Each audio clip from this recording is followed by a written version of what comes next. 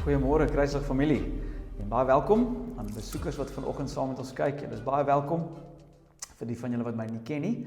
My naam is Waldo en saam met my vrou Annika het ons die groot voorreg om die leierskapspan hier by Kruislig Kerk te lei. Nou vanoggend is ons in vir 'n retreat want Marcus Herbert deel die woord met ons. Nou Marcus en sy vrou Adele, hulle lei die ouderlingsspan in 'n kerk, Cornerstone Church in Johannesburg. En dit was die kerk waar ek en Annika betrokke was en op leierskap was voor ons Parel te gekom het om te kom plant. So dis 'n groot voorreg om by hom te hoor. Nou, net voor ons voortgaan met vanoggend, wil ek graag vir ons net uit Filippense 'n prentjie gee van die Nuwe Testament kerk, want ek dink dit sal ook mooi in konteks sit. Hoekom ons mense soos Janus inkry wat nou so 2 weke terug en nou soos Marcus om in die lewe van ons kerk in te praat. So in Filippense 1 van vers 1 tot 5 lees so, ek lees vir ons uit die ESV. Dit sê: Paul and Timothy, servants of Christ Jesus, to all the saints in Christ who are at Philippi, with the overseers and deacons. Grace to you and peace from God our Father and the Lord Jesus Christ. I thank my God in all my remembrance of you, always in every prayer of mine for you all, making my prayer with joy, because of your partnership in the gospel from the first day until now. Nou, soos ons daar sien, en Kruislig Kerk probeer op hierdie model bou, wat ons in die Bybel sien, dat 'n plaaslike kerk bestaan heel eerste uit saints uit. Die heel hoogste orde in enige kerk is nie die leiers nie, maar dit is ons is almal heiliges voor God. Maar tussen die mense van God is daar definitief ouderlinge en diakens wat die liggaam van Christus lei. Maar soos ons in hierdie skrif gesien het, is hierdie kerk ook in vennootskap met mense soos Paulus en Timotheus. Nou in ons situasie is dit nou mense soos Marcus en so 2 weke terug Janus. So ons as 'n plaaslike kerk is in vennootskap met die span NCMI, met mans en vrouens wat op daai span dien, wat almal in plaaslike kerke is, maar wat gawes het wat vir die wyeer kerk bedoel is. So ons erken 'n gawe op Marcus en ons nooi hom in die lewe van ons kerk in om te kom praat in ons fondasie in en wie ons is in orde om ons voor te berei vir 'n toekoms. So ek wil julle aanmoedig om nie vanoggend te sien as 'n gasspreker nie, maar as 'n vennoot in die evangelie wat ons storie ken, wat die sukses van hierdie kerk en die vrug wat hierdie kerk op hulle harte het. So ek dink, ek sê dit om ons harte voor te berei, om regtig oop te wees om te hoor wat die Here vanoggend vir ons te sê het. So kom ons maak reg vir ons tyd van aanbidding. So vanoggend gaan ons saam sing, maar ons gaan ook 'n geleentheid gee na die tyd van sing om finansiëel te gee of God te aanbid met ons finansies. So ons doen dit spesifiek in hierdie tyd sodat ons kan bly onthou dat deel van ons aanbidding is nie net sang nie, aanbidding is ons hele lewens. So ons wil graag die geleentheid skep, as jy voel as jy deel is van hierdie kerk, as hierdie jou liggaam is, as hierdie jou huis is, om voor die Here gehoorsaamheid om te aanbid met jou finansies. Maar voor ons oorgee aan die musikante, wil ek graag vir ons bid, en kom ons maak ons harte oor om ons hele lewens voor God te bring en om te aanbid. So Vader, ons kom vanoggend voor U, ons wil vir U sê, dit is amazing om te dink dat ons toegang het na die troonkamer as gevolg van U seun Jesus. Here, so ons kom vanoggend na U toe op grond van wat U seun gedoen het. Jesus, dankie vir U bloed. Dankie vir die evangelie. Dankie dat ons U kan ken. Heilige Gees, ons vra dat U elke hart wat vanoggend saam kyk in die troon nader, dat U in ons sal werk, Vader, dat U die Here Jesus in ons sal openbaar. Vader, maak ons harte oop om te hoor van U vanoggend, maar ook, Here, ons kom nou na U toe, om ons lofprysing en aanbidding voor U te lê. Ons wil vir U sê vanoggend, U is awesome. Ons is lief vir U, en ontvang nou al die prys en dank. Amen.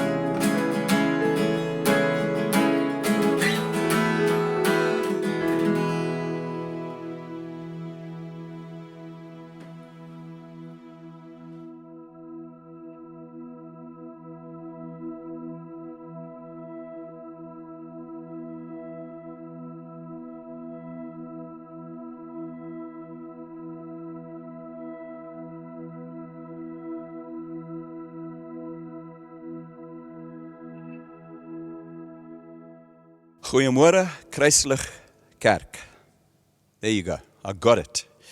One of the very first churches that Cornerstone Church planted was with a couple called Gert and Debbie Dolk, and they planted into Voorthuizen in Holland, kind of the Bible Belt of Holland, and they called it Het Kruispunt. So now and again I get your church name mixed up with Het Kruispunt. By the way, that church went on to grow to about 500.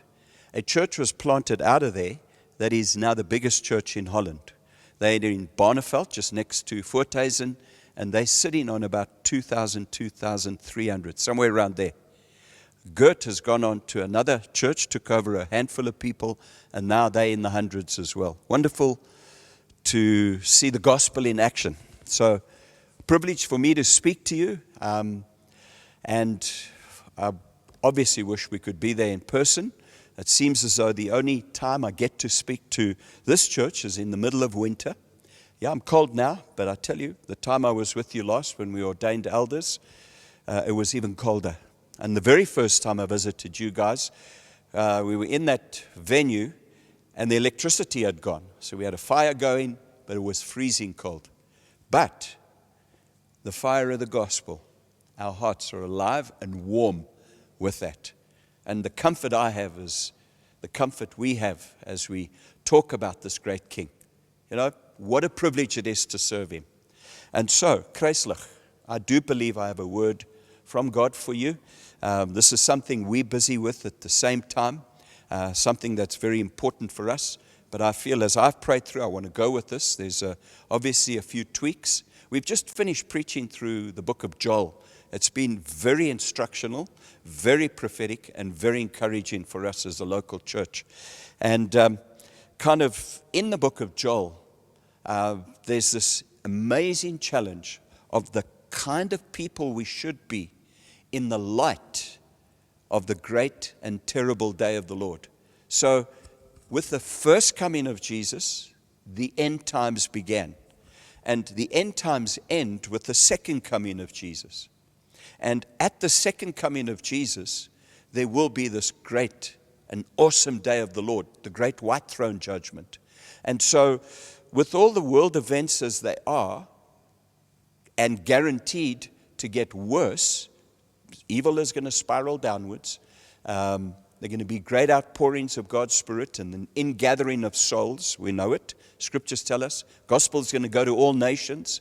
We're going to see that, but political systems are going to be in upheaval. There are going to be wars and rumors of wars. All of this is just going to increase. All of this will escalate. The power of God will escalate. Christians will understand their primary purpose, important. And so what we discovered in the book of Joel is how to prepare for the second coming of Christ. And basically it's how to be a believer in the times we're living in. You know, the times that we're living in, there are basics from Scripture that don't change. And so previous generations of believers went through political upheaval, persecution to the point of death, diseases, wars, all sorts of things. The basics of God continue. See, there's a part of Matthew 16, Jesus says, I will build my church. And my church will be an overcoming church. The gates of hell won't prevail. And the church Jesus is building is built on a revelation of Himself. And so our motivation to reach people with the gospel is so that they too would worship. You see, mission exists because worship doesn't. And so our goal is to see people become Christ-centered. And so Jesus said, you know, I'm building my church.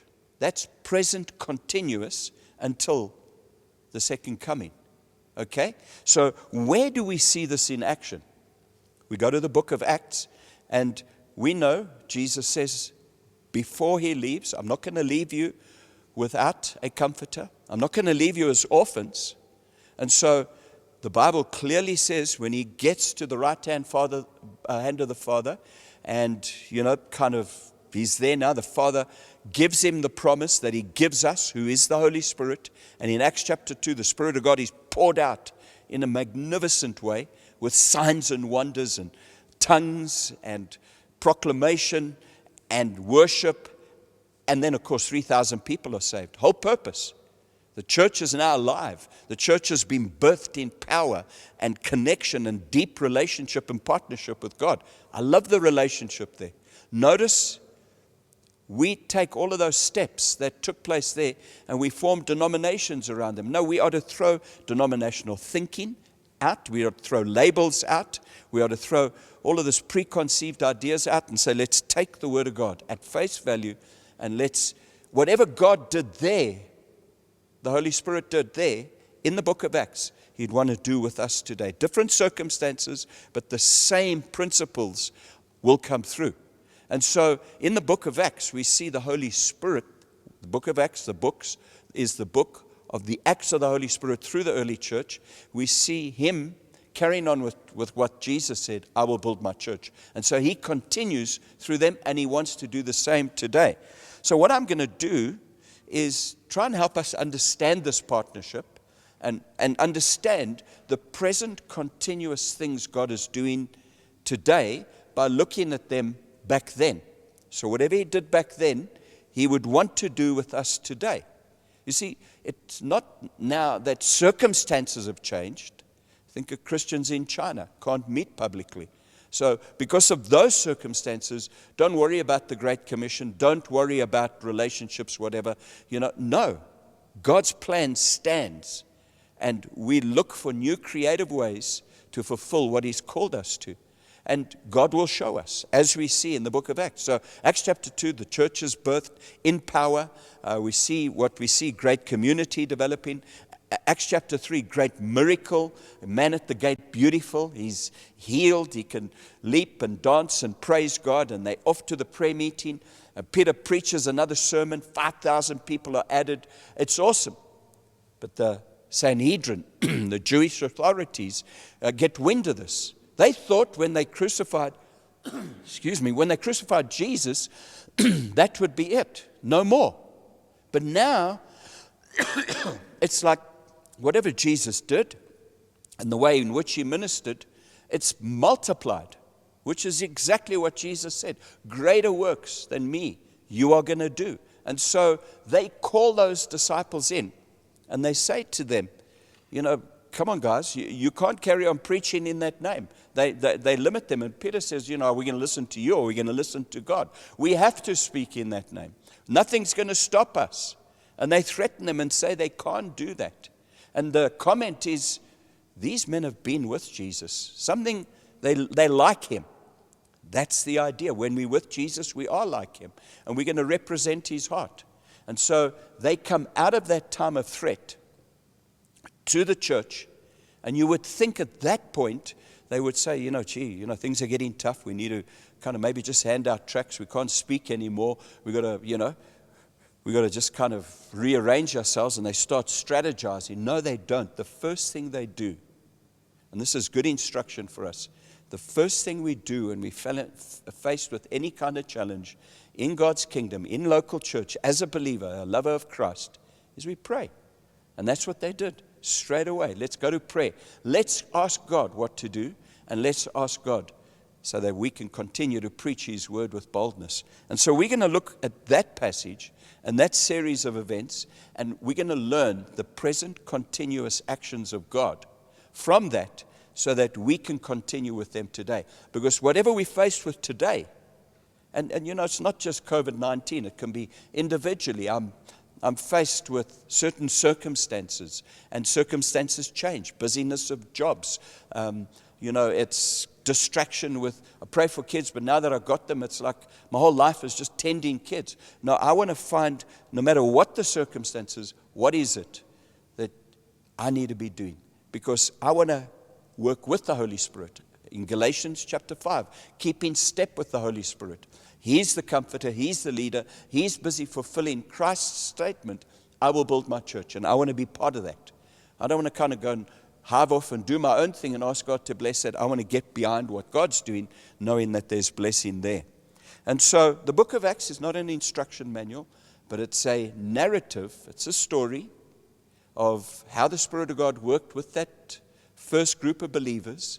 And through that and all their exploits and through the persecution and through the travels and the Spirit of God speaking, we learn the principles of God. Isn't it an awesome thing that God, through a story like that, is able to teach us these kingdom principles? And so, Kruislig, this is a word for you. This, I do believe, is a challenge. We always were taught that whenever you start something like planting a church, start the way you want to finish. And for me, this is it. This should be the very core of any local church and any believer. Let's read Acts chapter 4, verse 27 from the ESV. For truly in the city they were gathered together against your holy servant Jesus, whom you anointed, both Herod and Pontius Pilate, along with the Gentiles and the peoples of Israel, to do whatever your hand and your plan had predestined to take place. And now, Lord, okay, here's their prayer, look upon their threats. The threat was real. They weren't going to pray, Lord, keep us safe. That's a lot of times we pray that. Deliver us from that evil kind of thing. No, look at their threats and grant to your servants to continue to speak your word with boldness. In other words, to declare the gospel.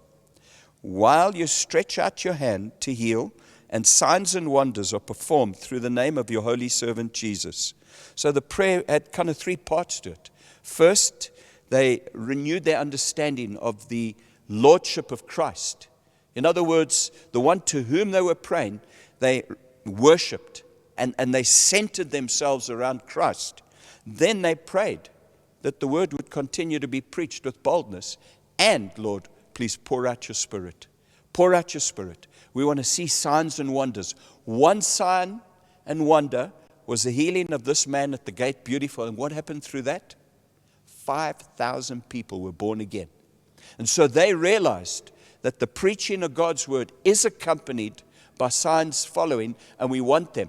You see, too many times we then try and analyze this in the light of, well, if we're this denomination, then we don't believe in the outpouring, or if we have this opinion, it's got to happen that way. Why don't we allow the scriptures to speak to us instead of us trying to tell the scriptures what they should say?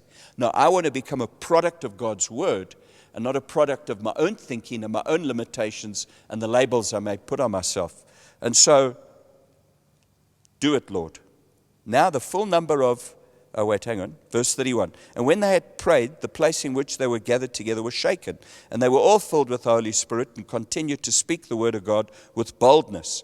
Now the full number of those who believed were of one heart and soul, and no one said that any of the things that belonged to him was his own, but they had everything in common. And with great power the apostles were giving their testimony to the resurrection of the Lord Jesus, and great grace was upon them all. And there was not a needy person among them. You can read to the end of that passage. They sold properties. Barnabas sells his property, and they put it at the apostles' feet, and they help those that are in need. Awesome picture of New Testament church life. Man, the enemy comes in. He steals, he kills, he destroys. He rips us apart, and he gets us to focus on what's not right. We make church about buildings. We make church about rules and regulations. We make church about stuffy policies. But set us free, Lord. And I'm praying, set Kruislig free. Keep them free, Lord. And help their leaders stay free and keep their people free, so that we can become a people that are expressive of this passage. When we look at us, we see this passage, Lord, alive in every single way. Really, it's just so awesome to see. For me, one of the signs is generosity of being born again. This local church Cornerstone, hundreds of thousands around during this COVID time has come into the church to resource those that don't have. We've been able to buy blankets, we've been able to buy food, pay some of the basics of those who can't afford rent or electricity. It's just an awesome sign. It really is. And I'm sure you guys have a very, very similar testimony. But when we look at this, for me, there are three kind of main points that God is busy with today. And I do feel like one of them I'm going to pick on in particular, but all three are important, very important. And the first one is, even though the Spirit of God was poured out in Acts chapter 2, you would think that's it. No, there was a fresh outpouring of the Spirit, fresh outpouring, and it says they were all filled with the Spirit. They were all filled with the Spirit in Acts 2. Now they're filled with the Spirit again. And I know there must have been way more. And so God fills them again. Fills them with His Spirit. I love it. Fills them with His Holy Spirit. And so for me, point number 1, present continuous actions of God. He is pouring out His Spirit. Simple. He is pouring out His Spirit. Started in Acts chapter 2, and it'll happen right until the end. Until Christ comes back, He will be pouring out His Spirit. God is committed to enable, empower, and fill the church with His ability to carry out the commission that is on it. He has not left us. The Holy Spirit never came, birthed the church, and then left and said, that's it. No more gifts, no more power, nothing. You've got everything you need. Now go and do the job. So in other words, the church is birthed in power, but now is going to be kind of go forward in the power of human strength and human ability. No. The Spirit of God is given as the kind of one who's going to prepare the bride for the bridegroom. When Christ comes back, the Spirit would have completed His job and hand over this bride without spot or blemish to the Lord Jesus. Isn't that awesome? I think that is great. You see, in the book of Joel, and that's quoted in Acts chapter 2, God prophesies ahead to Acts chapter 2, and He says, I will pour my Spirit out on all flesh. On everyone, He's going to pour His Spirit out. And so I want to be part of that, everyone. I don't want to restrict God and say, this is how it's going to happen. I'm going to just open up my heart and say, would you pour out your Spirit into my life? The one thing I do know, Acts chapter 2, they spoke in tongues. Acts chapter 4, there was a boldness to preach.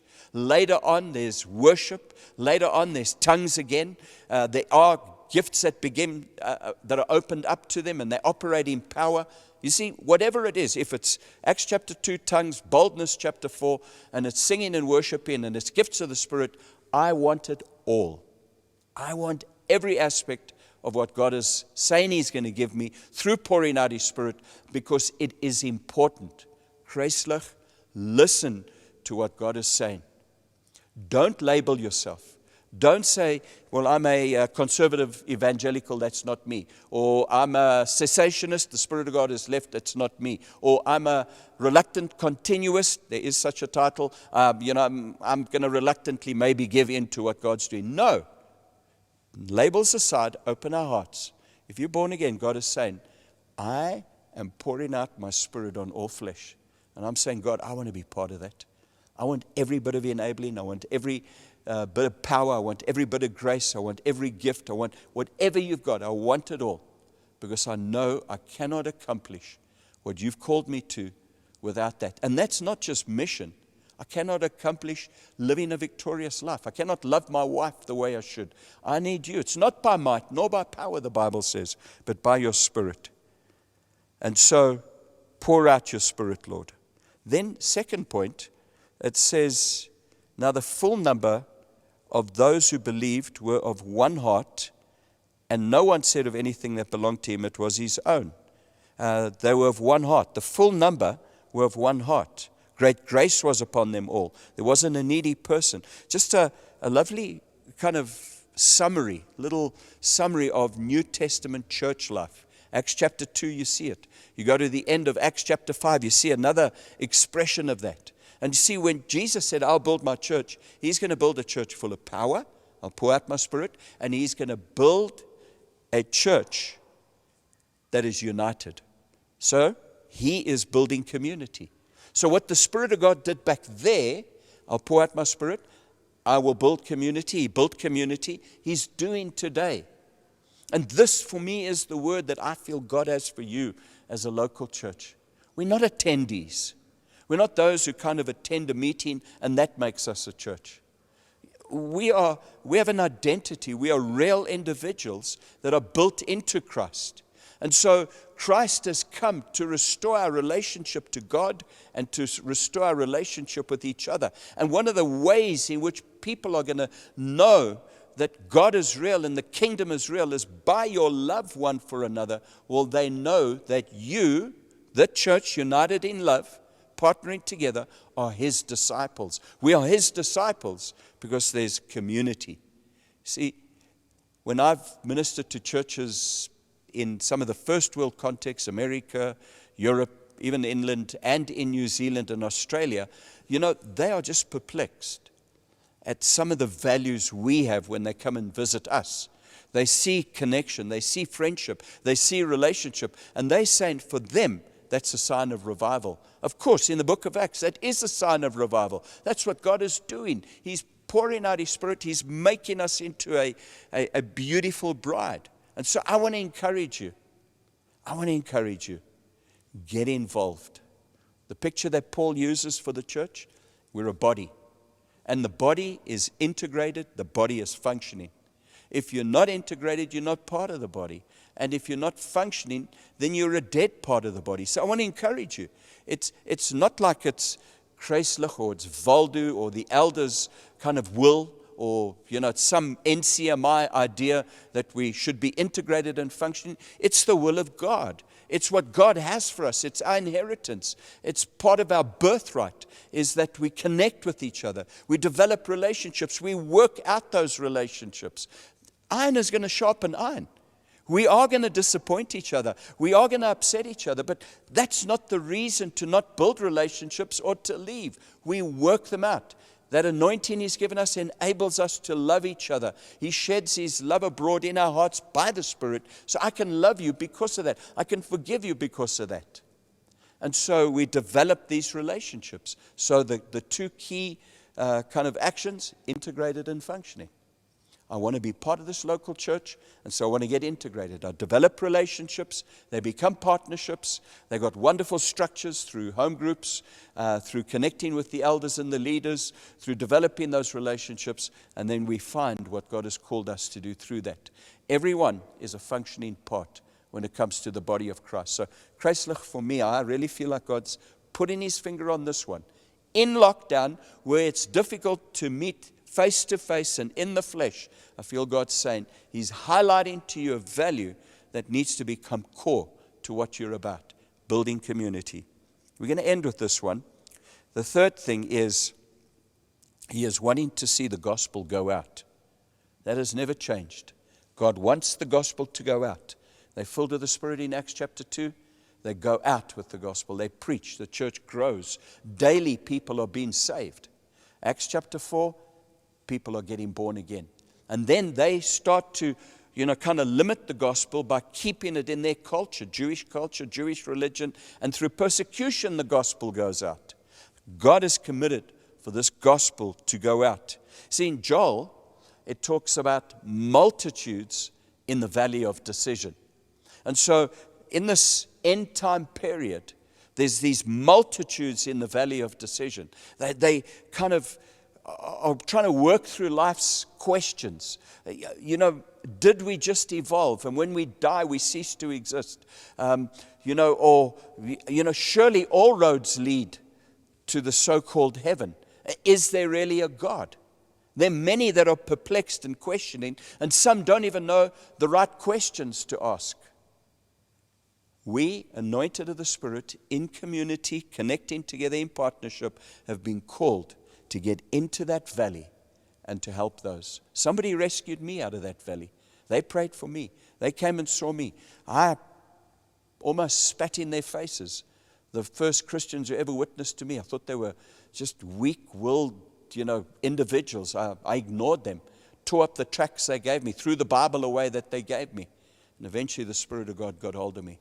They prayed. They trusted God. For a whole year, my name was on some prayer list, and after that, I made this decision. I want to be part of that. Those multitudes in the valley of decision, I want to be part of that rescue. I want to be part of seeing this bride grow to be every tongue and tribe and nation, to include the neighbors that I have, my family, and to include wherever God's going to send me. I want to be part of that. You see, it's about getting involved with other people's lives. I want to see the gospel go out. I remember the person who led me to the Lord. I remember the person who gave me my first understanding of how to read Scripture, the person who showed me about commitment, the person who showed me about mission. There were so many involved. And I don't want to become an end user. I don't want to become a consumer. I want to get involved with others. And every one of us has been called to get involved with some aspect of this gospel going out. And so I want to encourage us, as we see with this group of believers, the Spirit of God comes, they are filled, and they continue to speak the word of God with boldness. In this lockdown, God, what is the fresh anointing you pouring out? What is the wisdom you're giving us? How can we continue to speak this word with boldness? I tell you, 1 or 2 months down the road, or another season or 2, and there's other challenges. Now I've got a promotion and I haven't got time. But Lord, I don't want any threat. I don't want any limitation. I don't want any opposition to take away from what should be happening in my life. The word needs to be preached with boldness. And in the life of the church, this is the way we're starting it, is going to exist for those who don't belong to it. The church is the only organization that exists for its non-members. So we gather together for the sake of the gospel going out. It's not just about a trip, driving in a car and going to preach to people right over there. It's about getting involved in lives, helping new believers. It's reaching out to neighbors. It's letting the love of God be known. And so I make myself available to do this. 3 points. He's pouring out His Spirit, He's building community, and He's wanting His gospel to go out. And so I want to encourage you, every believer that's listening to this now, it's important that we say, okay, fine, these are the present continuous things you're doing. I want to get behind you. I want to do I want to keep in step with you, Lord. And then I think it's important for us to understand the active nature of what we're being called to. I want to pray. I want to make a difference in others' lives. I want to be the one through which the Spirit of God flows and others are impacted. And the testimony at the end, at the great white throne judgment, I get handed the reward. You've served me well. You've used the gifts I've given you. I want that for every single one of us. So I'm going to pray for you, Kreislich. I'm going to pray that, we take hold of this word. We'd kind of follow through with obedience. Pray for the leaders, that God would enable them, and that Kreislich would continue to grow and flourish as an incredible example of a New Testament church, a base church, a church that exists to see the gospel go out. And so, Father, I thank you for the opportunity this morning to speak into the life of Kreislich. Thank you for the leaders. I know Waldo and Anika are just so committed to see your kingdom come and your will being done. Thank you for the eldership around them and the deacons around them and every person that makes up this local church. Thank you that you have got your hand on this church. You placed the lampstand into the Paarl region, and it's your desire from there to reach out with the gospel all the way to the ends of the earth. I pray where we battle, if it's with our relationship with you, we'd use this moment to come back. And then with these issues, Lord, it's not a matter of things to do. It's a lifestyle to live. Help us with this. I pray we get rid of every label, every bit of denominational thinking, and we become students of the Word with the Spirit of God leading and guiding us. Bless this local church. In the name of Jesus, I pray. Amen. Ek hoop julle kan, soos ek, die hartklop van God gehoor het in daai woord van Markus. En ek dink dit sal goed wees vir ons om te erken dat hierdie was 'n woord vir ons in seisoen en 'n woord om op te reageer. En so die aanmoediging van my kant af om saam met Markus te stem is vir ons om, kom ons bou gemeenskap, kom ons bly geïntegreer, kom ons bly in kontak met die mense van God. Nou natuurlik in hierdie tyd is dit moeilik want ons kan nie in persoon met mekaar kom nie, maar met ons wat hierdie week gebeur, wil ek julle aanmoedig. Hierdie is geleenthede. Ons doen hierdie goed sodat ons kan bou in die rigting wat God ons wil hê ons moet bou.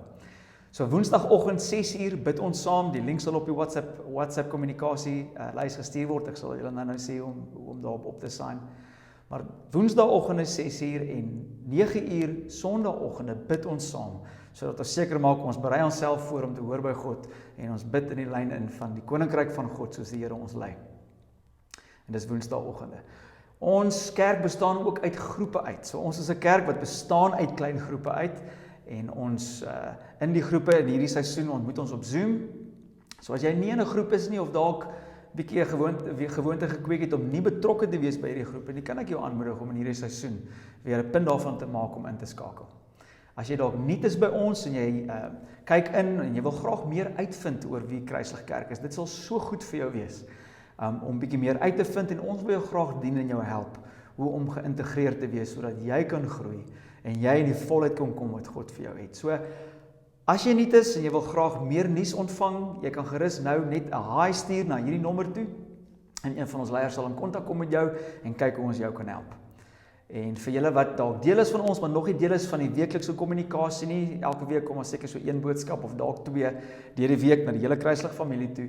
So om op te teken op hierdie broadcast lys van Kruislig, moet jy net hierdie nommer save, dis die Kruislig WhatsApp nommer. Save hom op jou foon en dan natuurlik moet jy ons laat weet om jou te include op daai lys. So stuur dan net jou naam na die nommer toe en ons sal jou op die lys sit. Mag julle 'n fantastiese week hê en kom ons vertrou en kom ons werk saam soos die Here sy kerk bou. Lekker week.